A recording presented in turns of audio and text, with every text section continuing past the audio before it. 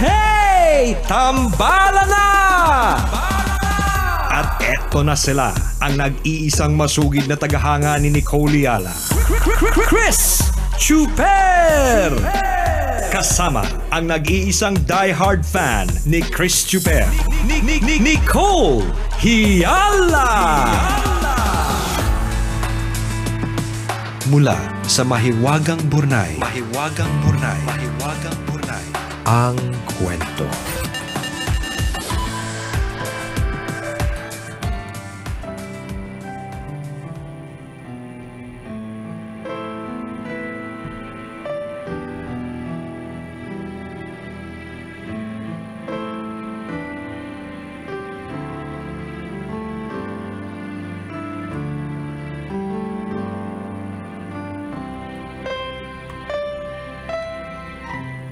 Hello, Tambalan! Tawagin niyo na lang akong Jo, Tambalanista since 2016. I am 31 years old and I am based overseas.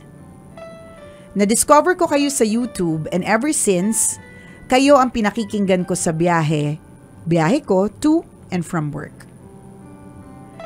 Sumulat ako to share my biggest worry. Eldest ako sa 3 Marias at ako na lang ang walang asawa. I have never had a boyfriend. Ever. Walang nagtangkang manligaw. Nung kabataan ko, hindi ko naranasang kiligin habang may ka-text. Hindi ako nakaramdam ng butterflies in my stomach habang nagde-date. Sa imagination ko lang at sa panaginip naranasan yung mga yon. Sasabihin ng iba, God spared you from the pain. Yes, He did. Pero I was also spared of the fun and the kilig. Halos lahat ng kakilala ko kahit once naka-experience magka-love life. Ako, wala. Up to my mid-20s, I was waiting patiently for that special someone. Hintay lang ako ng hintay. Aaminin ko, dumating sa point na nagtampo ko kay Lord kasi lagi ko namang ipinagdarasal na makilala ko na ang mapapangasawa ko pero kahit boyfriend, hindi naman ako binibigyan. Hanggang sa sinuko ko na ang desire kong makapag-asawa kay Lord. I prayed, Lord, kung hindi kasama sa will mo na magkaroon ako ng asawa, please take this desire out of my heart. Yung prayer na yun, sinagot ni God. All throughout my late 20s until last year, when I turned 30, nawala yung desire ko na magka-love life. Nakontento ako sa pagiging single. Yung mga plans ko for the future nakasentro lang sa akin. I maximized my single blessedness by being available to everyone who needs me. Family, friends, and churchmates. Tinanggap ko ng maluwag sa kalooban na baka wala sa will ni God na mag-asawa ako. Okay na ako for a long time. Until last New Year's Eve.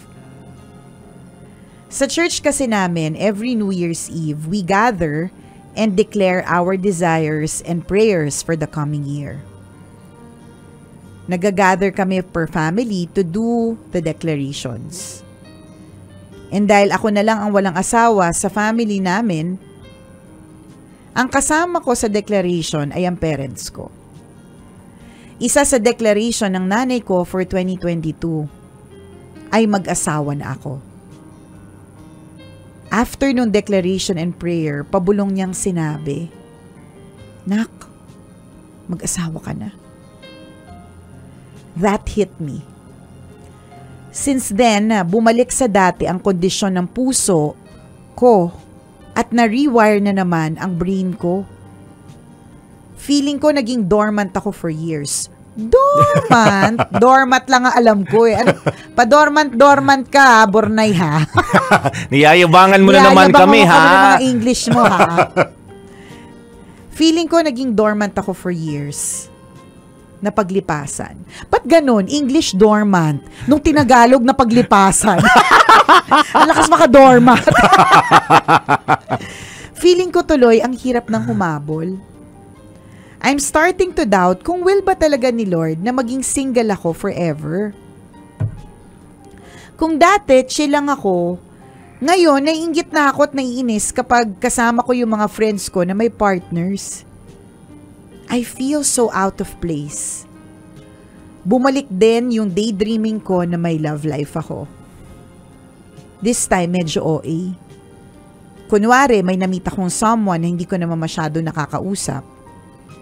In my imagination, nagpakasal na kami. Naiinis ako kasi I feel that my daydreaming is a waste of time. I also do not feel good about myself. Feeling ko tuloy hindi ako maganda. Hindi ako attractive enough para makaakit ng jowa. I feel like I am past my prime, lalo na when I look at the mirror and I start to see fine wrinkles around my eyes. Napapansin ko din na numinipis na ang buhok ko. Yung skin ko, hindi na kasing radiant nung nasa 20s pa lang ako. Ang hirap na ding magpapayat. Parang sa sobrang bagal na ng metabolism ko, yung kinain ko ng lunch, nasa korte na ng katawan ko pagdating na hapunan.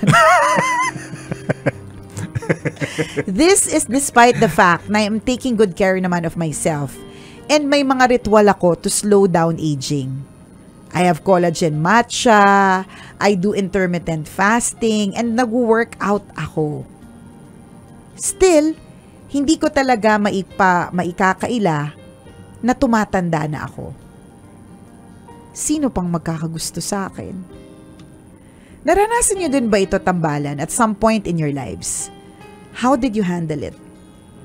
Thank you for reading my letter. Ang inyong tambalanista, Jo.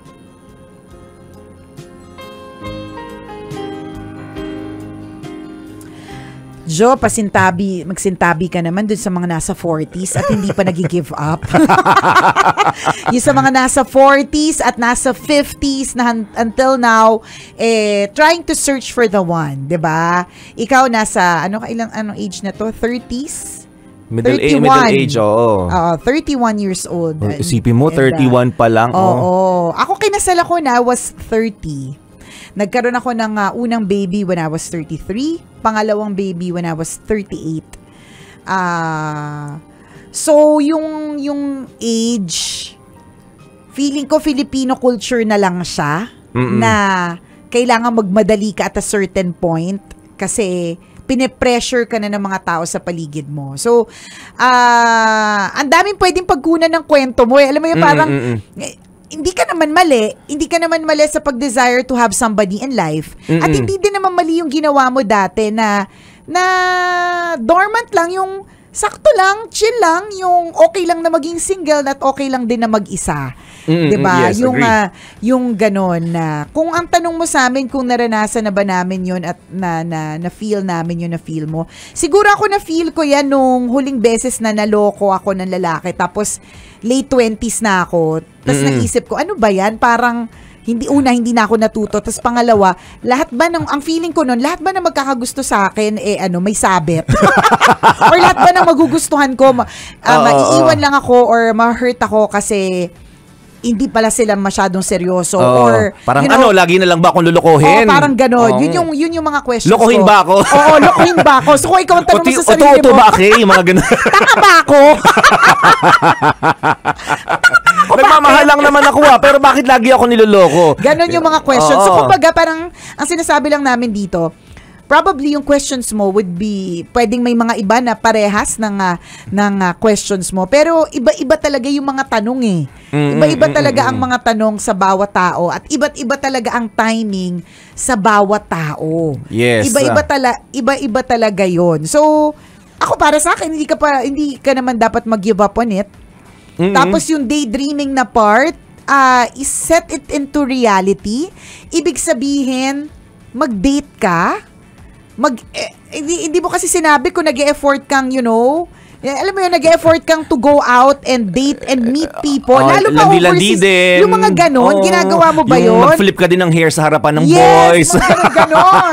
Di ba? Pakita Tampal-tampal ka din, ganon. Pakita ng mga batok, ganyan. Alam mo yung, may ganon ba? Or, alam mo yun, nagde-date ka ba? Do you make that effort? Nasa mga social media dating apps ka ba? Diba? Nandun ka ba? Yan na yung ways of the world eh. Ewan ko kung napakinggan mo yung sinabi namin in our past tambalan segments, Jo, na mas madali na magka-jowa ngayon in terms of mas malaki na yung reach ng mga tao compared dun sa mga dati. Kasi dati, ano lang, refer ng kakilala. Tama. Diba? Blind date. Ngayon, hindi eh. Pwede kang maloko sa mga dating apps kasi maaring hindi niya photo yun. Pero at the same time, pwede rin namang mas maging helpful para sa'yo kasi dun sa mga dating apps na yan, I think, I've never tried kasi bakit? Diba? Ba't ako matatry? Diba? I think, ano na siya eh, parang ang mapupunta sa'yo ay yung mga kunyari, mga trip mo lang na parehas kayong nag-intermittent fasting. Correct. Or parehas kayo nagko-collagen matcha. Yung mga ganyan mga... malay mo, doon kayo magkakilala, di ba? Diba? Every time na nag-video call kayo, naka-matcha. Oo, di ba? O anong iniinom mo ngayon? Di ba? Matcha, anong nilagay mo sa face? Collagen matcha, di ba? Yung mga ganon. Tapos malay nyo, mag-matcha kayo. Correct, di ba? Kainis. Buiset. I just had to. Kainis. Buiset. Mag-matcha kayo, di ba? Hindi namin alam that part eh. Kasi yung kung meron man ako napagod ako dati sa pag-date. Alam mo yung napagod ako sa ano ba? Kailan ba yung seryoso na? Kailan ba yung the one na magpapakasal? Oo, diba? Andano mo nang tanong kay Lord, magkano ba talaga? Oo, ganon. Mag-aasawa pa ba talaga ako nito? Nung nag-asawa, magkakaanak pa ba ako nito?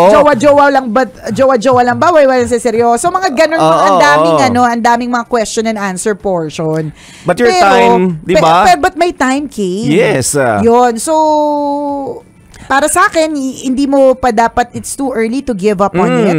May mga sabi ko nga pasintabi dun sa mga 40s, 50s na hindi pa nag-give up. Diba? Na gusto pa rin makahanap ng love life. Basta dapat effortan mo rin kasi talaga ite. So good yan na you are taking good care of yourself. So correct. Siguro yung mga ginagawa mo na to slow down aging, baka hindi enough. Baka, alam mo naman talagang kapag umaabot na talaga tayo sa mga ganyang klaseng mga edad, ang ritual mas mahaba na.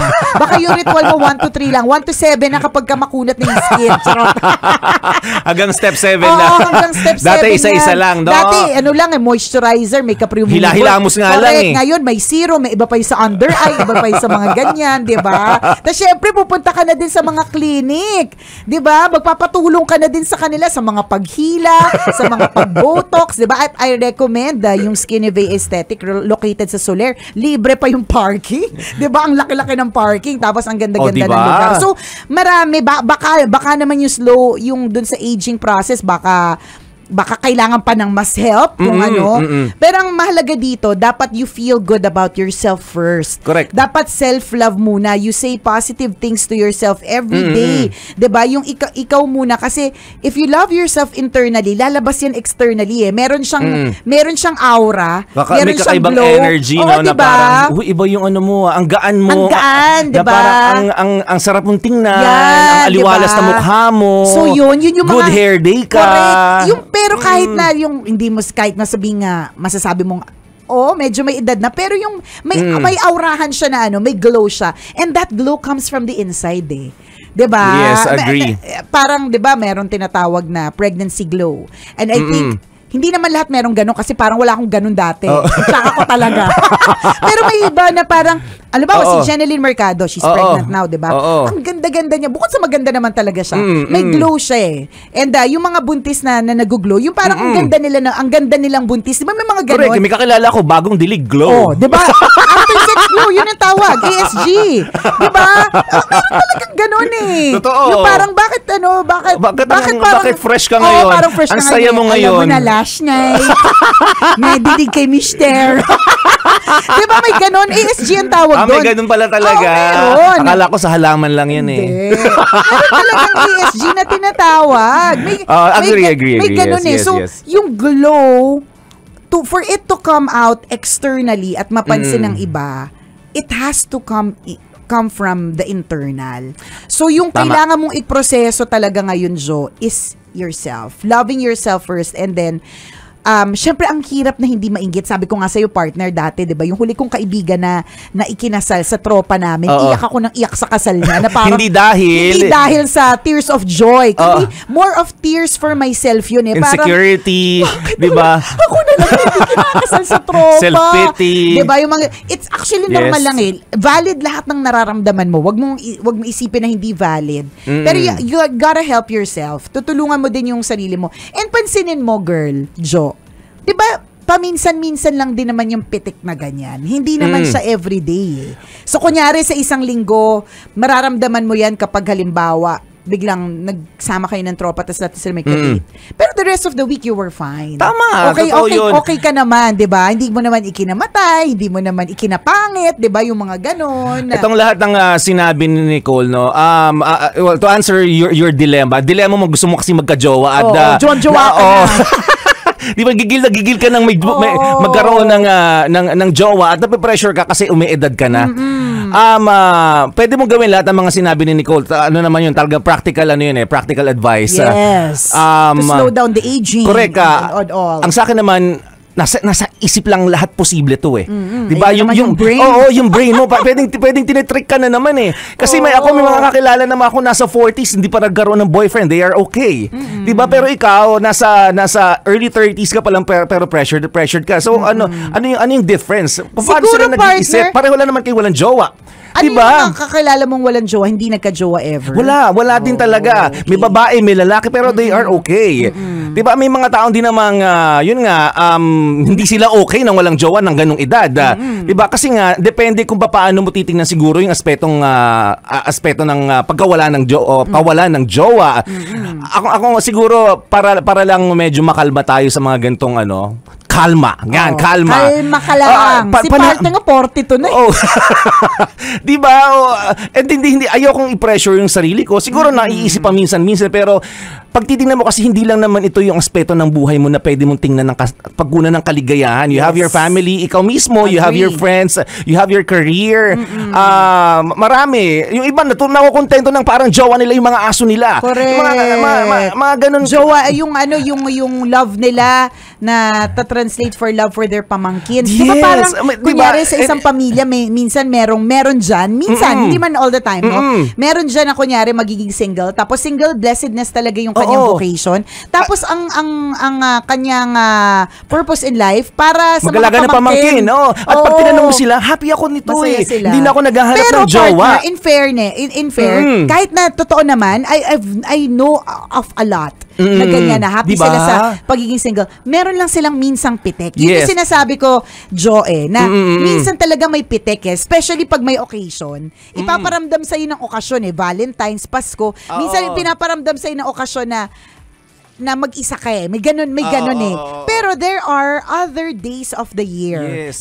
There are more days na walang okasyon of the even year. Even without jowa. Oo, diba? Kung man dumating sa point na talagang waleha. Pero right now, effortan mo yung kung jowa ka na, effortan mo talaga yung ganun. Sa TikTok, ganyan. Yung mga labas-labas ka ng cleavage minsan. Labas. Minsan nagugulat ako sa TikTok partner, yung mga babaeng mga gumaganon, yung mga bewang mga ganon nila. Akala mo nagbabike ka. Yung pero walang bike. Basta yung gumaganon sila, tapos magtataka, basta yung, sandali wait lang, yung gaganon sila, tapos makikita mo sobrang daming comments. Tapos may kagat-labi na parang aakit, di ba? Parang 30,000 comments. Tapos mag-iisip ka, ba't kaya 30,000 comments? Siyempre, bilang babae ako, parang ang pakaalam ko naman. Pero magtataka din ako. Tapos yung isa, aminin nyo na, parang ulit-ulit kayong nanood or hindi ko in-expect yun. So ako naman, binalikan ko. So pagbalik ko, ginanon niya yung kemerot niya partner.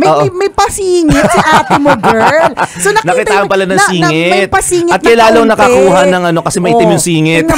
Maganda yung singit. Maganda yung singit. Diba? So, may makinis, yung may pasingit, diba? So minsan, kailangan mo rin may pasingit. Hindi, ibig sabihin, you work hard for it. Pag ano mo, alam mo, dating is dating is hard work. Para sa akin and then meron ako mga kalala na napagod sa kakadate. Maghihintay na lang sila na dumating yung the one. Kasi pwede din naman Pwede din namang hintayin. Pero, syempre, kung gusto mo talagang ma-experience lahat ng mga kumbaga parang ano ka dyan neophyte, 'di ba? Parang newbie. Bago ka sa mga ganyan, kailangan mo talagang pagdaanan 'yan. Totoo. So, e-effortan mo talaga, magpasingit ka. Ganun may pasingit, makakaloka. May pagtaas-taas ng paldo kaya magsuot ng may ising damit. Hindi naman yun, I mean, these are just funny examples on how you do it. But, paghihirapan mo talaga. Dating is hard work. Sa akin, huwag ka lang ma-pressure. Huwag ka lang ma-pressure. Yung 31 nang walang jowa, sobrang bata pa yan. Actually, promise. Yung nakita mo mga linya-linya, wala lang yan. Minsan nag-overthink ka lang, nag-react ka lang siguro ng matindihan, pero hindi, chill ka lang. Ako naniniwala that your time will come. Isaiah. Yes. Diba? Yes. Nakalimutan. 60-22 ba yun? When the time is right, I, the Lord, will make it happen. Yes. Panghawakan mo yan. Pero syempre, di ba, just do your best and God will do the rest. So, dun tayo sa TikTok ka din. Dun tayo sa Malay mo kasi baka makatulong naman. Diba? Kasi nakilala ka, di ba? Not necessarily. Alam mo, yung mga ganun. Pero syempre, wag na yung mga mahahalay na ways. Pero malay mo makatulong yung mga mahahalay na ways. Hindi natin alam. Pero kung jowa ka na, di ba? Kumbaga, parang kung meron kang gustong isang bagay, you will do everything in your power to make that thing happen. Diba? Totoo yun. So, maganda din naman yung mga napaka-practical nga ng mga pinayo ni partner. So, pwede mo din siyang i-consider. Saka yung aging, promise, na yan. Lagi mong iisipin, the world is super high-tech. High-tech na talaga ngayon yung world. Madadaya ng app, don't worry. Madadaya ng app. Or yun yung pinakamura. Yung pinakamura. Libre. Maraming filters na pampabata. Pero syempre wag yun, di ba? Pero marami na pong ways to slow the aging process. Promise. Yes. Marami talaga. And you're doing a good job by doing everything like IF, collagen matcha, yan. Ano pa ba yung sabi niya, nag-workout. Very good. Very good kung ganun, di ba? Sobrang high-tech ng world. Yung iba nga partner, para hindi sila ma-pressure when it comes to age. Ang ginagawa nila, fini-freeze na nila yung egg cells nila. Yes, may ganun. May ganun din. Para, di ba, hindi na nila pressure yung anak. Jowa na lang. Di ba, mga ganun. So, sobrang high-tech na. Marami paraan. Huwag mo na i-pressure yung sarili mo kasi hindi makakatulong. Nakakapangit. Yes, lalo mo dadagdagan yung lines mo. Lalo kang, di ba, hindi na makaka-attract ng boys. Walang glow. Di ba? Tandaan, ang external na glow nanggagaling sa internal na glow. Just be happy, love yourself, and malay mo, di ba, yun nga, lumabas at pag nakita yung magandang aura na yan, yung glow na yan, diba? malay mo, tuka na, di ba? Diba? Bongga, hindi ka lang basta nag-glow, shining, shimmering ka, di ba? Saka napakagandang peacock. Yes!